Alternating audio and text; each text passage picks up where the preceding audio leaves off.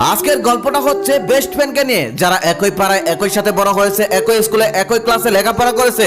একটু মনোযোগ দিয়ে শোনেন, আমাদের প্রত্যেকের জীবনে এমন একটা হলেও বন্ধু আছে, দুজনের প্রতিদিন কথা না হলে দিন কাটতো না। যে যেখানেই থাকুক না কেন, সারাদিনের সিক্রেট কথাগুলো শেয়ার না করতে পারলে তাদের রাতে ঘুমিয়ে আসতো না। এভাবেই তাদের বন্ধুত্ব 10টি বছর কেটে গেল। আর একটি বন্ধু 10 বছর টিকে থাকা, এটা কোনো সহজ কথা নয়। তাদের দুজনের মধ্যে একজনের নাম সিধু, যে ছিল হিন্দু, আরেকজন হলো আদি, যে হলো মুসলিম। তারা দুজন ধর্মীয় দিক থেকে ভিন্ন হলেও তাদের বন্ধুত্বের মধ্যে এটা নিয়ে কোনো প্রভাব ছিল না। তারা একই সাথে কলেজে উঠলো আর একই কলেজে ভর্তি হলো। বলে রাখা ভালো, সিধু ছিল একটু শান্ত স্বভাবের, লজ্জার ভাবটা একটু বেশি ছিল তার। আদি আবার ছিল এদিকে বিপরীত, খুবই চালাক। সে খুব সহজেই সে যে কারোর সাথে মিশে যেতে পারতো। কলেজ জীবনে আদি একটা মেয়ের সাথে সম্পর্কে জড়িয়ে পড়ে। আদি মেয়েটাকে অনেক ভালোবাসতো, তবে মেয়েটা আদিকে ভালোবাসতো না, আদির সাথে শুধু টাইম পাস করতো। সিধু একটু বোকা টাইপের হলেও মেয়েটাতে ভালো না, এটা সে খুব ভালোভাবেই জানতো। কিন্তু আদি তাকে অনেক ভালোবাসতো বলে এই ব্যাপারে সে কখনোই কিছু বলতো না। একদিন